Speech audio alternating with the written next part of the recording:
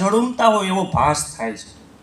ગુજરાતી નિબંધના માર્ગ વચાળે એકમાત્ર સુરેશ જોશી ન હોત તો એમના પછીનો આપણો ગુજરાતી નિબંધ કેવો હોત, એ વિશે મારા જેવા વિદ્યાર્થીઓને હળવા સ્મિત સાથેના કેટલાક પ્રશ્નો થાય છે.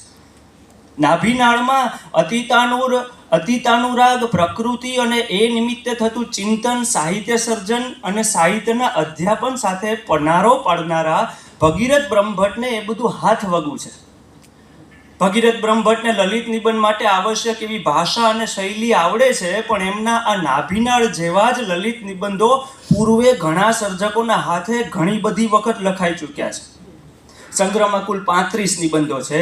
એ વાત અલગ છે કે હજી હમણાં જ થોડા દિવસો પૂર્વે, લગભગ 10-15 દિવસો પૂર્વે એ નિબંધ સંગ્રહને વર્ષના શ્રેષ્ઠ નિબંધ સંગ્રહનું ત્રિપદા ફાઉન્ડેશન અસાહિત સાહિત્ય સભા તરફથી 2023નું 11,000 રૂપિયાનું પારિતોષિક પ્રાપ્ત થયું છે.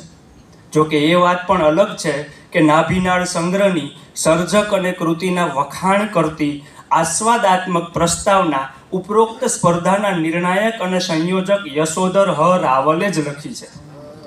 વળી નાભિનાળના નિવેદનમાં પ્રગટ થતું સર્જકનું આ આત્મરત ચિત્ર સર્જક ઝંખનાને છતું કરે છે.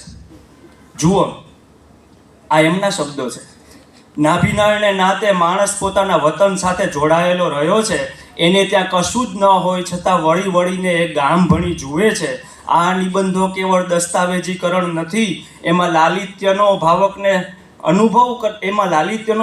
અનુભવ કરી શકશે. આ નિબંધો સર્જકતાના અંશોથી ભીંજાયેલા છે. એ સર્જકતા લાલિત્ય ભાવકને સ્પર્શે તો નિબંધ આસ્વાદ્ય લાગશે. પાનરૂપ જુજવા, આગંતુકા જેવા નિબંધોમાં વિષયનું નાવીન્ય નથી, છતાં એમાં અભિવ્યક્તિની તાજી તરાહોનો અવશ્ય અનુભવ થશે. આ એમના શબ્દો છે. અંધકારને પોતીકું અજવાળું હોય છે, તે ઉક્તિ દ્વારા પ્રત્યેક વ્યક્તિ, પ્રત્યેક પદાર્થ, પ્રત્યેક જીવને પોતપોતીકો ઉજાસ પ્રગટ કરવો છે, એવી વ્યંજના સુધીના વિસ્તારને પણ ભાવક જોઈ શકશે. આ બધું સર્જકે ચીંધવું પડે. મને બહુ વિવેકપૂર્વક મનોવિજ્ઞાનની ભાષામાં એવું કહેવાનું મન થાય છે કે આ સર્જકે રચેલું ચતુરાઈપૂર્વકનું ભાવક કે વાચક પરનું એક હિપ્નોટિઝમ છે. નિબંધના વાચન માત્રથી વાચક હિપ્નોટાઇઝ થાય તો ક્યાં વાંધો હતો, પણ અફસોસ કે એમ થતું નથી. મારી દ્રષ્ટિએ નાભિનાળથી ગુજરાતી લલિત નિબંધની મજૂસ એમ ખાસ અભરે ભરાતી નથી, પણ મારી દ્રષ્ટિએ ગુજરાતી લલિત નિબંધની મજૂસ અભરે ભરે એવો કોઈ નિબંધ સંગ્રહ 2023ના વર્ષમાંથી જો શોધવાનો હોય તો હું ભરત નાયકના નિબંધ સંગ્રહ નેપથ્ય તરફ